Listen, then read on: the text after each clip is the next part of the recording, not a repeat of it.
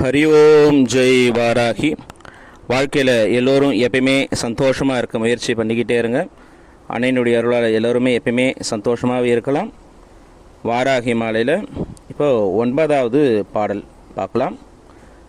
வருத்தி பகைதீர் என்னோடு அறியாமல் முன் வானவர்க்காகச் சிரித்து புறம் எரித்தோன் வாமபாகத்து தேவி எங்கள் கருத்தில் பயிலும் வாராகி என் பஞ்சமி கண் சிவந்தால் பருத்தி பொதிக்கிட்ட தீப்பொறி காணும் பகைத்தவர்க்கே.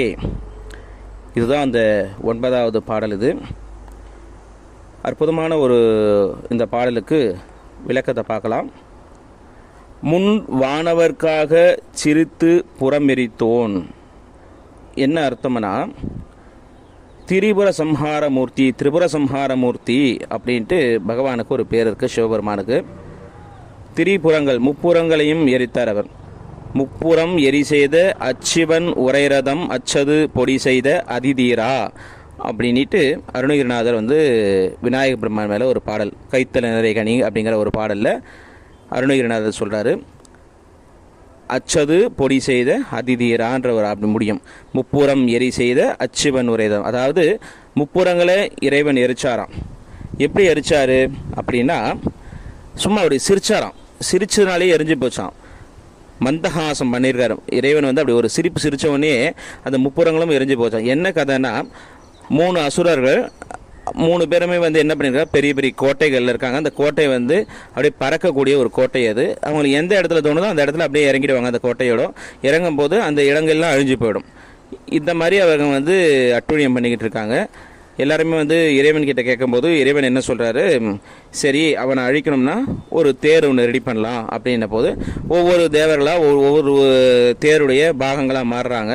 அப்போ மாறும்போது எல்லாமே என்ன நினைக்கிறாங்கன்னு, நம்ம இல்லைன்னா இறைவனால் இதை ஜெயிக்க முடியாது அப்படிங்கிற ஒரு அகங்காரம் எல்லாருக்குமே வருது.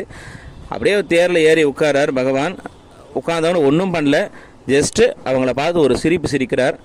சிரித்த உடனே என்ன ஆகுதுன்னு மொத்த பேரும் அழிஞ்சு போயிடறாங்க. அப்போ தான் இவங்க தெரியுது, நம்மளால் ஒன்றும் கிடையாது, இறைவனுடைய சிரிப்பினாலேயே அவங்க அழிஞ்சு போயிட்டாங்க பார்த்தியா அப்படின்ட்டு அவங்களுடைய கர்வமானது அடங்கிறதா புராணம் சொல்லும். அப்பேற்பட்ட இறைவனுடைய முப்புறங்களை தன்னுடைய சிரிப்பால் அழிச்ச யார், எம்பெருமானுடைய வாமபாகத்தில் இருக்கிறவோ. வருத்தி பகைதீர் என்னுடைய வானவாக்காக சிரித்து புறமெரித்தோன் வாமபாகத்து தேவி. வாமபாகம் இடப்பாகம். இடப்பாகத்தில் யார், அம்பாள் இருக்கா. வாமபாகத்து தேவி அவருடைய இடப்பாகத்தில் இருக்கிறவோ. அவள் என்னன்னா பக்தி, அவள் மேலே ரொம்ப பக்தியாக அவளையே நம்ம நினச்சிக்கிட்டு இருந்தோம்னா, யார், வாராகி உபாசனை பண்ணுறவங்கெல்லாம் அன்னையை நினச்சிக்கிட்டு இருக்கும்போது பஞ்சமி கண் சிவந்தால், அதாவது பஞ்சமின்னு ஒரு நாமம் ஏற்கனவே சொல்லியிருக்கேன். பஞ்சமிங்கிறது என்னென்னா அனுகிரகத்தை பண்ணக்கூடிய ஒரு தெய்வம் பஞ்சமி. 5வது செயல் அனுகிரகம், அதாவது சிருஷ்டி ஸ்திதி சம்ஹாரம் திரோதானம் அனுகிரகம் சொன்ன இல்லையா. அந்த அனுகிரகத்துடைய மூர்த்தமாக இருக்கிற அன்னை வாராகி இறைவனுடைய இடப்பாகத்தில் வீட்டு இருக்கிறான்.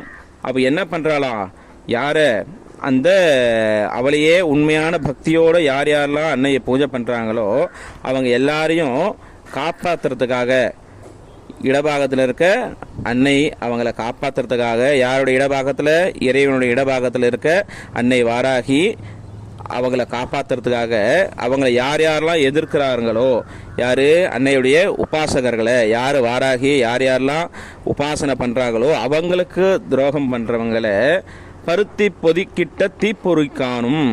அதாவது என்னென்னா, பருத்தி மூட்டை, பஞ்சு மூட்டை இருக்குங்க இல்லையா, அந்த பஞ்சு மூட்டையில் ஒரு துளி நெருப்பு பட்டா பக்குன்னு பிடிச்சி எரியுது இல்லை, அதே போல் அவங்க எல்லாரும் எரிஞ்சிடுவாங்களாம். யார், அன்னையுடைய ஒரு பார்வையினால்.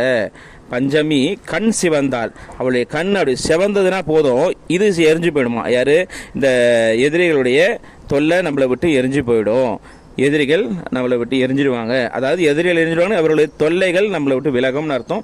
ஒவ்வொரு பாடல்களையுமே அவங்கள அழிப்பாங்க. அவங்க அழிப்பாங்கன்னா அவங்கள அழிக்க மாட்டாங்க, அவங்களுடைய செயல்கள், அவங்களோட குணங்களை அழிப்பா. அம்பாள் என்ன பண்ணுவா, அவங்களுடைய குணங்களை அழிப்பா.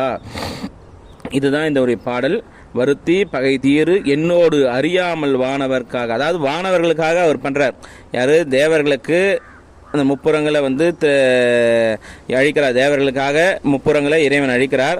ஏன்னா தேவர்கள் வந்து நல்லா இருக்கணும்னா பூமியில் இருக்கிற நம்பல் அவங்களுக்கு யாக யஜ்ஞங்கள்லாம் பண்ணி அவங்களுக்கு உண்டான கர்மாக்கள் நம்ம பண்ணும்போது தேவர்கள் நல்லா இருப்பாங்க.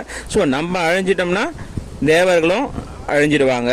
அதனால எல்லாருக்காகவும் பகவான் என்ன பண்றாரா, முப்புறத்தை எரிக்கிறார்.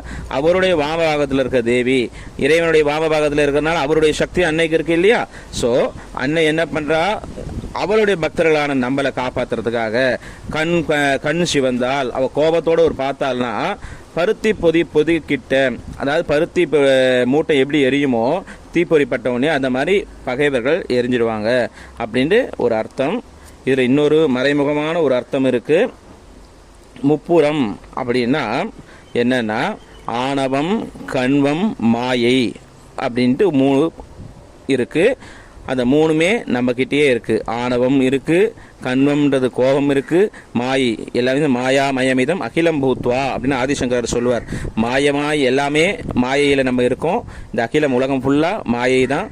அதை உணராமல் நம்ம இருக்கிறோம். அந்த 3ஐயும் இறைவன் என்ன பண்ணுறாரா, முப்புறங்கள், அதுதான் அந்த 3 தான் முப்புறங்களை நம்ம உருவகப்படுத்திக்கணும். அந்த இறைவனை குருமுகமாக உருவகப்படுத்தி எம்பெருமான் இறைவன் அந்த பார்த்து சிரிச்சவனே அந்த முப்புறங்கள் எப்படி எழுஞ்சி போதோ அதே போல் நம்மளுடைய குருநாதரானவர் நம்மளை பார்த்த உடனே நம்மளுடைய இந்த ஆணவம், கண்வம், மாயை அப்படிங்கிற 3 குணங்கள் அழிஞ்சு தேவர்களுக்கு எப்படி ஒரு க்ஷேமம் உருவாச்சோ அதே போல் நம்மளுக்கு ஒரு நல்லது ஏற்படும். அப்போ பார்த்தீங்கன்னா அன்னை வாராகியே நம்மளுக்கு குரு ரூபமாக இருந்து அனுகிரகம் பண்ணுவா அப்படிங்கிற ஒரு அர்த்தம் இதை எடுத்துக்கணும். அப்போ இந்த குருவுடைய பெருமையை இந்த இடத்துல மறைமுகமாக ஆசிரியர் இதை சொல்றார். என்ன சொல்றார், அந்த அன்னை வாராகியே நம்மளுக்கு குரு ரூபமாக இருந்து நம்மளுக்கு அனுகிரகம் பண்ணுறா. அப்போ நம்ம எல்லாமே நம்ம எல்லாருக்கும் ஒவ்வொருத்தருக்கும் ஒரு குரு இருக்கும் இல்லையா, அந்த குருவையே நம்ம அன்னையாக உருவகப்படுத்தி அந்த குருவுக்கு பாத சேவை பண்ணி அந்த குருவுக்கு உடைய ஒரு திருவுருவ படமாவது அந்த குருவுடைய படமாவது நம்ம வீட்டில் வச்சுக்கிட்டு அந்த குருவுடைய பாதுகை இல்லைன்னா குரு சம்பந்தப்பட்ட ஏதாவது ஒன்று நம்ம வீட்டில் வச்சுட்டு அந்த குருவையே அன்னையா வாராகியா பாவனை பண்ணி அந்த குரு சொல்கிறபடி நம்ம எல்லாருமே கேட்டு நடந்தோம்னா நம்மளுக்கு அத்தனையும் அன்னை அனுகிரகம் பண்ணுவா. நம்மளுடைய கஷ்டங்களை போக்கி நம்ம எல்லாருக்குமே அன்னை அனுகிரகம் பண்ணுவா அப்படின்றத அர்த்தத்தை மறைமுகமாக இந்த பாடலில் வீரை கவிராஜ பண்டிதர் சொல்கிறார். ரொம்ப ஒரு அற்புதமான ஒரு பாடல் இது. இந்த பாடலை யார் யாரெல்லாம் உபாசனை பண்ணுறாங்களோ அன்னை வாராகியினுடைய அருளால் அவங்களுடைய இந்த மும்மலங்களானது அழிஞ்சு ஆணவம், கண்வம், மாயங்கிற மும்மலங்களும் அழிஞ்சு எல்லாம் வல்ல அன்னை பராசக்தியுடைய ஆசீர்வாதம் எல்லாருக்குமே கிடைக்கும். அன்னை வாராகியினுடைய பரிபூர்ண அனுகிரகம் எல்லாருக்கும் கிடைக்கணும்ட்டு பிரார்த்தனை பண்ணிக்கிறேன். ஹரி ஓம் ஜெய் வாராகி. அடுத்த பதிவில் அடுத்த பாடலை பார்க்கலாம். ஹரி ஓம் ஜெய் வாராகி.